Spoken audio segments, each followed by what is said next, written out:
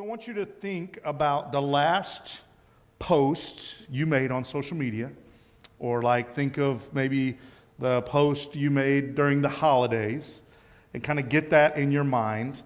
And one thing we do before we post on social media is first we make sure it's post-worthy, right? Do you guys do that? Anybody else make sure something's post-worthy? What do you do to make sure it's post-worthy? What are things you're looking for? Anybody? Punctuation, okay, that's good. I don't usually care about that, but some people do. If I have any written posts, you'll know that. So Jessica looks over the emails and writes them half the time for me, so that's good.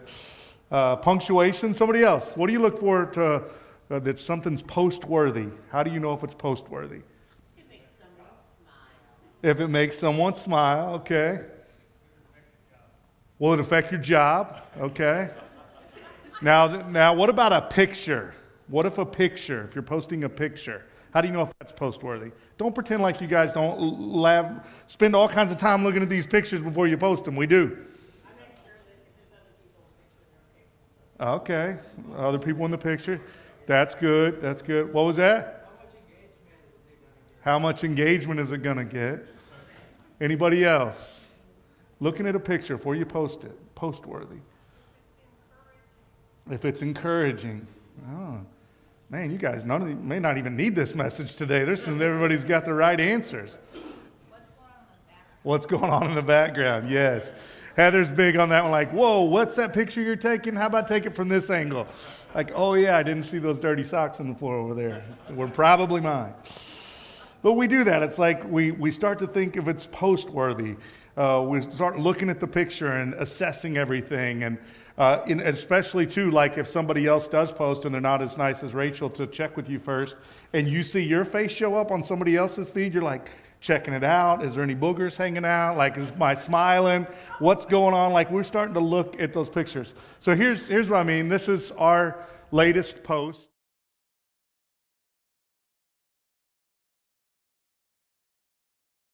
That up there, and it's our best foot forward. It's the best I've looked in a bit, and the boys look nice and loving, and everybody's smiling. They look like they even smell good. Everybody's dressed well, and like that's our best foot. And Heather posted that, and it's okay to post that, but it's the best. And I think that sometimes we post pictures like that, and then we just keep posting more and more pictures like that. It's just our best foot forward. And this tells something about our family, but what you don't see in this picture is the boys and I losing our temper or being impatient. And I said the boys and I because Heather never loses her temper. She doesn't, but when she does, I'm going to catch it on video, and I'm posting it. So that you guys know. But you don't see the boys arguing and fighting with each other. You don't see Heather sighing. You don't see me losing it doing a home remodel project that I probably should have just hired somebody else to do. Like, you don't see those things because it's our best foot forward. And I think that's what happens a lot of time with social media, is we only want to post or project something that's going to have a certain image on the other side of it, that's what we want people to see. And that's kind of how our social media world works.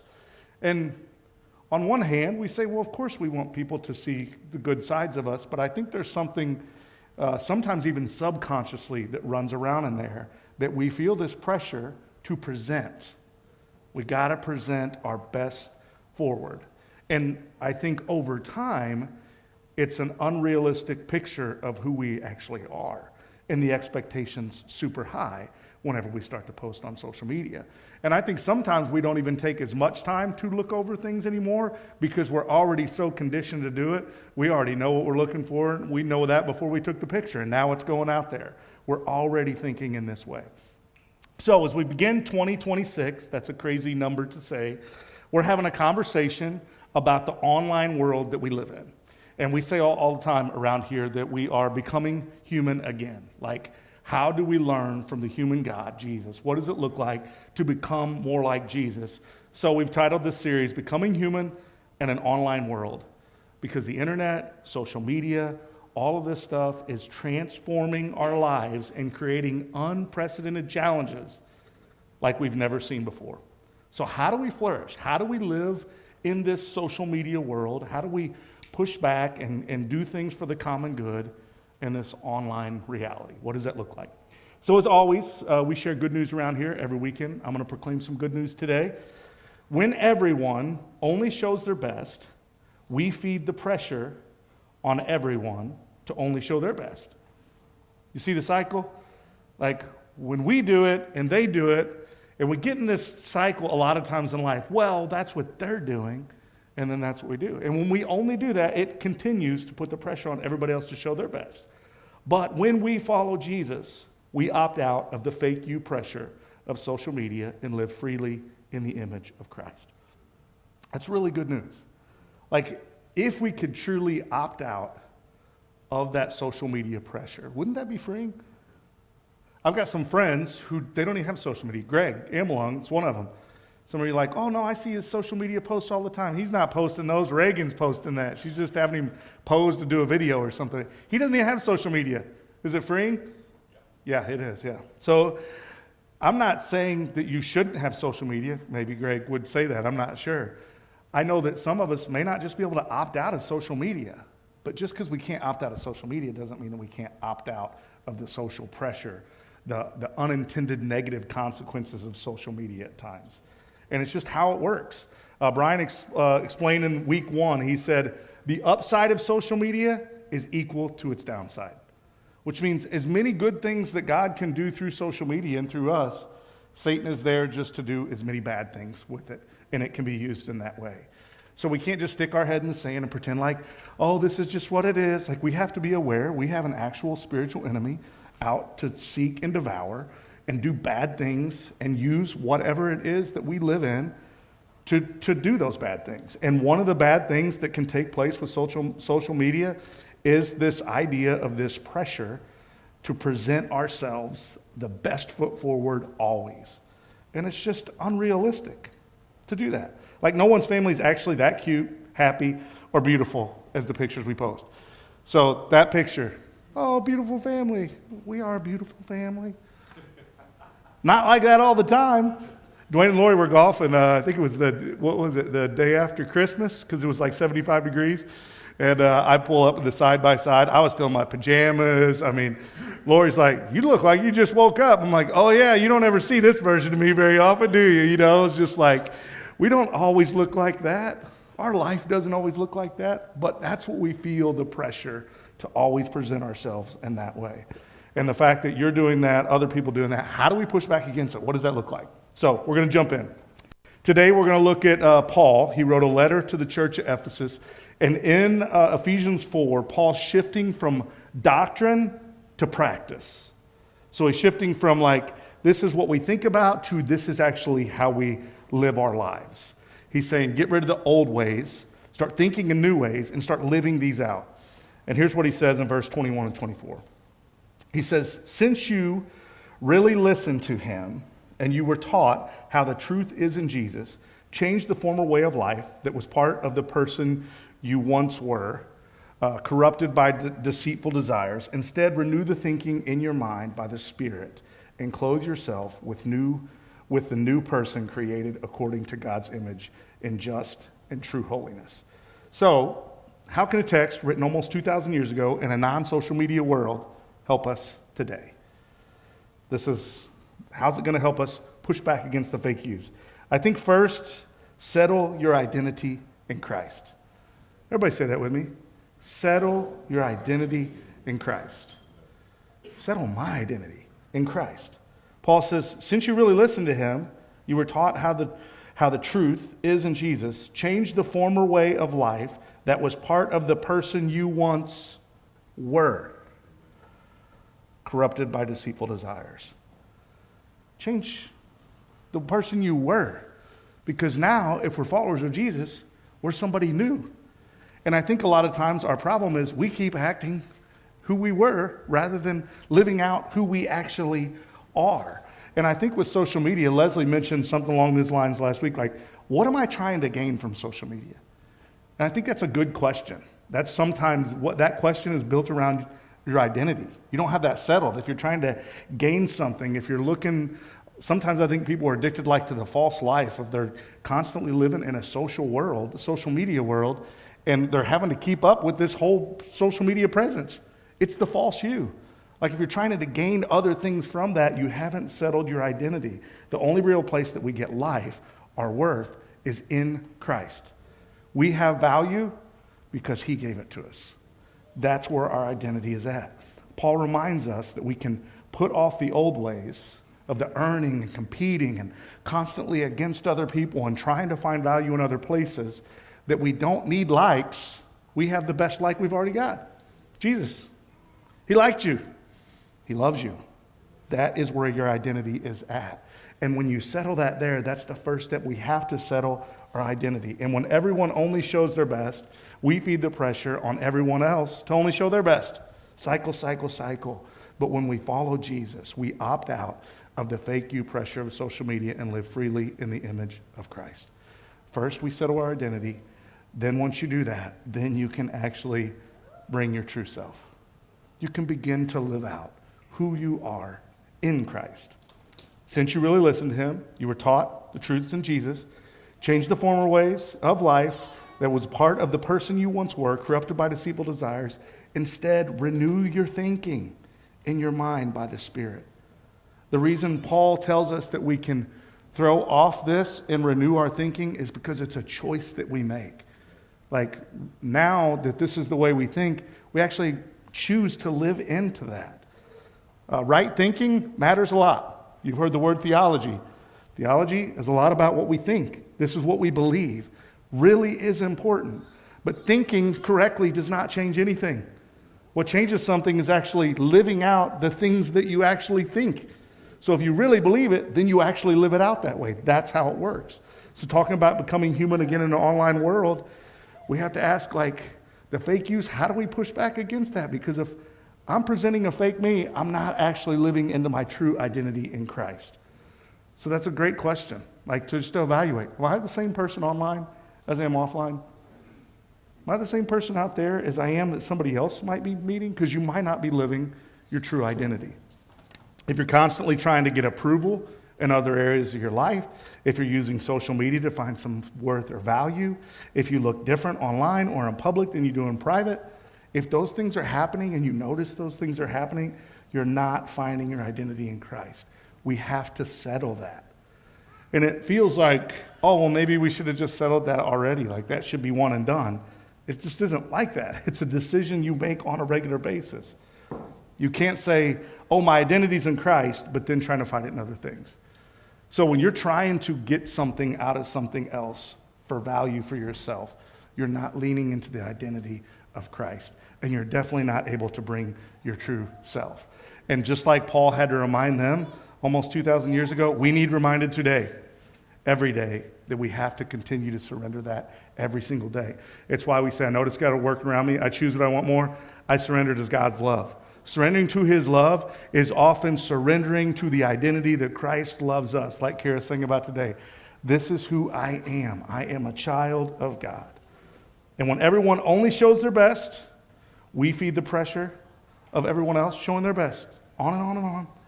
When we follow Jesus, we opt out of the fake pressure of social media. And we live freely. Everybody say freely. Freely.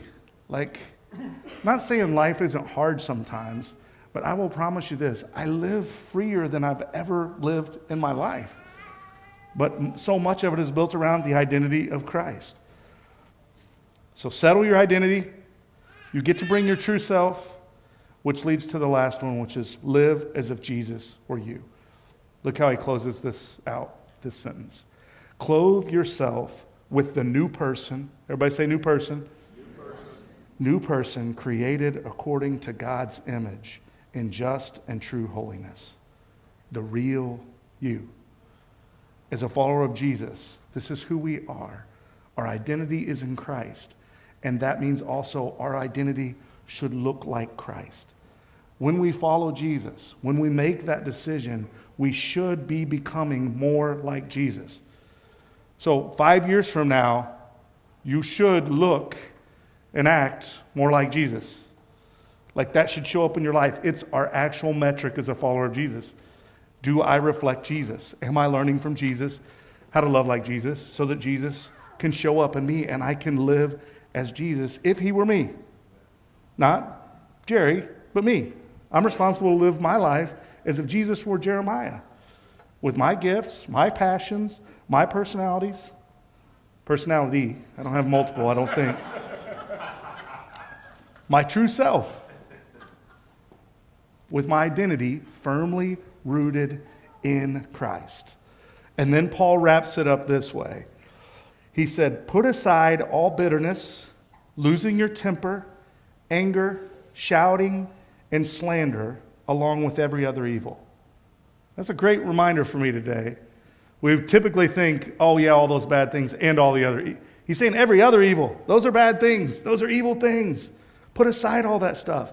Instead, be kind, compassionate, and forgiving to each other in the same way God forgave you in Christ.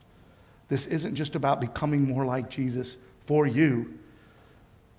You become more like Jesus, and yes, it changes you, and it changes the people that you're around, and it changes the circumstances and the places that you're in. It transforms other things. That's how it worked. When Jesus showed up on the scene, he changed places and people and things where he was at. It's how it works. We get to help shape what it can look like for another generation to live in this social media world. The younger generation, they've only lived in a digital world. Like there's a lot of you guys in here right now, you only have lived in a digital world. You haven't lived in a time where there wasn't all this social pressure and all these kind of things. We get to help shape what that looks like. And a lot of times we're not all that good at it. So Weston, our youngest, he's 8 years old now. Back when he was about 3 years old, 4 years old, like when we would take a picture or a video of him or something, he'd go, hey, don't post that online. He's 3. Now, on one instance, like that's normal in our world today, but that is not normal. It is not normal for a 3 or 4 year old to have to worry about, is that picture going to be posted online? Isn't that crazy? So that's happening at 3 or 4. And we've just kind of adapted and adopted to this whole reality. And we just live in it. I don't even know if we know how much we're living in it. We're swimming in it constantly. This is just what happens in our lives. It's why it's important for us to settle our identity in Christ, to be able to bring our true selves and live in the freedom of Christ so that Christ can show up in our life, helping to transform this world in good, positive ways. And we can engage social media, I think, in some good ways. There's some good things it does. But not if we're not aware of the bad things it does also and how we're actually going to live into that. And what are we getting out of that? Am I addicted to that? Am I getting something for that? Am I trying to find identity in that? Or do I have my identity firmly settled in who Christ is and who I am in him? What does it look like for me to live that out? Everyone only shows their best. We feed the pressure on everyone else to show their best. But when we follow Jesus, we opt out of the fake you pressure of social media and live freely in the image of Christ. And the reality is, when we follow Jesus, we are opting out of that. Like, we might have to decide it every day, but we are opting out of that. When we follow Jesus, we are opting out of anger and slander and all this other kind of stuff that the culture wants us to say this is how we live life. Like the lies that Kara sung about. Like when the lies get louder than the truth, that's so difficult at times. I have to be reminded of the truth. When we follow Jesus, there is a way to follow him and to live life. There's not like 29 different ways to follow Jesus. There's a way to follow Jesus. He says, come and follow me, learn from me, I'll show you how to live, and that's how we live. So when we follow him, we are opting out of this fake pressure. We just have to do it on a regular basis, sometimes hour by hour, because it's constantly pushing back into our lives. It's just how it works. And this is a difficult thing for me. So one of my core values is authenticity. That is a core value of mine, authenticity. However, I'm an Enneagram 3. So some of you guys know what that means. Some of you don't. 3s, when they're stressed or unhealthy, can be over-concerned with what people think. Part of my personality. I don't like that about myself. I can be tempted to put my best foot forward all the time and constantly be thinking about that. And it can be second nature for me to only show my best so I can impress you, so you can be impressed with me. Are you entertained? Like sometimes that's what I think I'm doing. Sometimes I have to be really aware. Am I just trying to be impressive to somebody right now? What's going on in my head? But that happens at times, especially if I'm in an unhealthy place. Leslie said this last week, real authenticity works best in community. That's where it actually works. It's why it's so important to have breaks from social media so that we can have real authenticity. It helps us settle who we are. It helps us be authentic and real and bring our true selves with other people. For me, there are times that I just have to put my phone up. Otherwise, it'll always be there. And I'm not one that even maybe looks like I'm on social media. So you might see posts here and there like of real estate or something, or when Heather tags me in something, but I almost post nothing. But I'm on there. I'm watching you. Now, what happens though, I'm scrolling. I may never hit a like, may never hit a heart, may never hit anything. But you know what starts happening in my head? I start comparing myself to other people. Start trying to figure out if I'm still good or not. I start getting real judgy up here. And when that starts leaking down into here, I need to step back and take a break. Because even though I may not be posting something, there's still a fake you that I'm still trying to get out of it by looking and watching and doing those things. And sometimes I just have to take a break, get my headspace right. I have to settle my identity in Christ. Who am I? Have authentic relationships. Put this down, pick up the phone, go have lunch, whatever that might be. Share real life with people. As Heather says, sometimes just go hang out somewhere and meet strangers. So I can meet people, real life people. And we've said that, we're not going to do a global fast from technology for the month of January and February. We actually think it's probably way better for you to process yourself and say, what do I need? Some of you might be doing great. Greg Amelung might get on Facebook. He's going to download and get a Facebook page today, maybe. I don't know. Some of you might need to go on a fast. Some of you might need to set limits. Some of you might need to put your phone where you can't get it, can't reach for it. It's amazing. Sometimes if I put my phone somewhere, like 3 minutes later, I'm like, where'd my phone? Oh, yeah, that's right. I put it up there so I wouldn't grab it. That's exactly why. When everyone only shows their best, we feed the pressure on everyone else to show their best. But when we follow Jesus, we've already opted out. We just actually need to get our bodies back in link with what we believe. We opt out of the fake you pressure of social media so we can live freely in the image of Christ. I mentioned the Enneagram group earlier. That group, that study and the tools that you learn in there has been so helpful for my Enneagram 3 impress people, me. Like, it has allowed me to actually become way healthier. And it's not about reading the book and the tools. That's only part of it. The other part is actually walking with people and letting other people see you, even though they make fun of me about my Enneagram 3-ness a lot of times, especially Jessica and Tracy. But it's good that I have other people to walk through that with me, to live life with in a group. And we say this a lot about groups. What happens, it seems like every year about March, after all of our groups have already been launched, I have people go, man, like, what could I do to grow? It's like then people start getting that in their hearts and mind. Listen, we have these groups not so we can fill groups for us to lead. That's not the point of the group. We don't want anything from you. We want something for you. We want it for you. The weekends are great of what we do around here, things that we do through the week, the social interactions that we have. But I'm telling you, a group is where you continue to grow.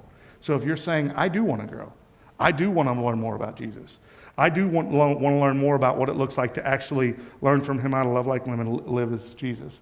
Oh, this idea of living free and settling your identity and bringing your true self and not having to opt into all this stuff here, man, I do want to opt out of that stuff. I want that. If that's where you're at, then get in a group. Get in a group. There's 2 groups that are starting really soon. There's we got a whole list of groups out on the app. Go look on the app. I'm not going to go through all of them. We've went through them for the last 2 or 3 weeks. Go look at the groups. Sign up for one of those. Figure out how you can get engaged with those. Get Real Group and Grace and Truth are launching really soon. Get Real, you have to say, I want information. We'll send you information. There's also a link in there that after you read that information, the reason we do this is because you might read that information and go, I don't think I really want to do that. You might read that information and go, ooh, I do want to do that. Then you click on the link and say, I want to talk to somebody about this. Then we have an in-depth conversation, and then you sign up for the group. That's how that works. So if you want to be a part of a Get Real group, go check that out. If you want to be a part of Grace and Truth's a 4-week group. Get Real group's a 10-month group. But it is a life-changing 10 months. I will promise you that. So if you want to grow, if you want something different in your life, if you have a little inkling in your life like, man, I do want something a little different than what I have right now. I want to become a more loving person, a more gracious person, whatever that might be, then get in a group. There's all kinds of them there that's going to help you do that. Just curious, how many people have been in some sort of group environment in here right now? Wow, a lot of people, okay?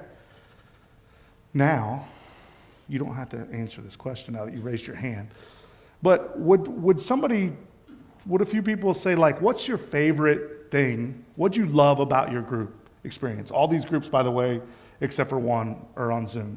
But what can somebody share your favorite thing about the group you were in? There's other messed up people out there. Yes, maybe not exactly like you, Keith, but other messed up people out there. No, that's beautiful. What groups have you? What group? You've been in all kinds of groups, haven't you? Yeah. That idea, there's the real you, right? And you get the other real you. I saw Mark point at him like, yeah, I'm over here too. So it's that idea. Somebody else, what's your favorite thing? Or thing you loved about it? Rediscovering my purpose in life after being laid up for 4 or 5 years and not knowing what I needed to do anymore. Gotcha. Was that through Unique? Gotcha. Finding purpose, direction. Sometimes just wandering around going, man, I'm really not, I don't know, don't feel fulfilled, feel like I'm doing anything fulfilling. What does that look like in my life? Great group for that. Somebody else. Rachel. I got to know people I really just say good morning to them on a Sunday morning. Yeah. It's a great place for some community to take place, meet other people, and be in there for several weeks, depending on how that group is. You get to know them. Somebody else. What was something else you liked about the groups? There's a lot of hands up. People didn't like them. Oh, yeah. Hey. We did the Simbas group. The Simbas group really taught us like the struggles of marriage, and you're not alone in what you're gonna encounter throughout this journey. Yeah, that's awesome. Yeah, it's fun. I love Simba's group. I get to lead that 6 weeks and getting to know each other, and hopefully those are tools you guys have put in place already. Practices that you guys can do. Get on the same language conversations. Somebody else, a couple more. Something else you've liked about groups? A lot of people been in them. Not a lot of people like them. That was backfire for me. I love watching the light bulbs come on in people's eyes. Yeah. Whenever something clicks, something they've been wrestling with, something they always wondered about. All of a sudden, you Yeah. have a new insight about how that works or what that means, or Yeah. how to make that belief, gel for them. Yeah. It's a really beautiful thing. Yeah, as facilitators, back to our big dream, we equip people to become an unstoppable source of God's love that changes the world. So that equipping people is like, as people equippers, when those lights come on, it's a huge help. Like, oh man, because that's what's happened also for us. Like, we're not like, oh, we're up here leading these groups. We're just doing this, and we're trying to help you do the same thing. We're not getting it right all the time. Lights come on for me about every day. There's some new light or something that I'm learning. We are learning from Jesus. We're just saying, hey, why don't you guys come along and help? This is one way we can do it. This is the best thing that we've seen, transformation in people out of these things, so it's been helpful. Somebody else raised their hand. Who is that? My eyes are bad. Is that Joe? Okay, sorry. I did the Get Real group a number of years ago. I know that's over time you kind of forget some of the tools, but just this week at the dentist's office at Kairos, we're being aware about what God is doing, that He's present, was like boom, That's awesome. Process a little kairos with your dentist. Like that. I love how they ask you questions like, I can't talk right now. Yeah, that's awesome.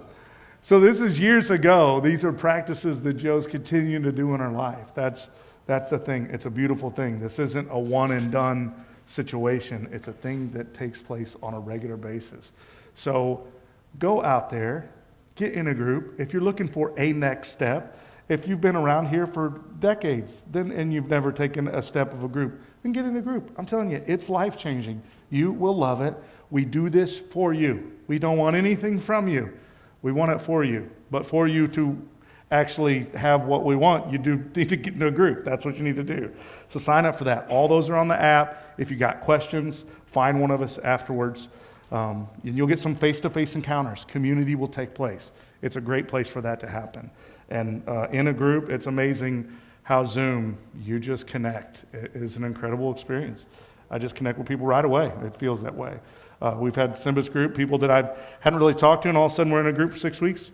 Like, I feel like I know them really well. I don't know them as well as I could if it was 10 months, but we get to know each other pretty well. So it's a lot of fun. Before we go, I want to remind you the first step, because this is what I want you to do this week, is settle your identity in Christ.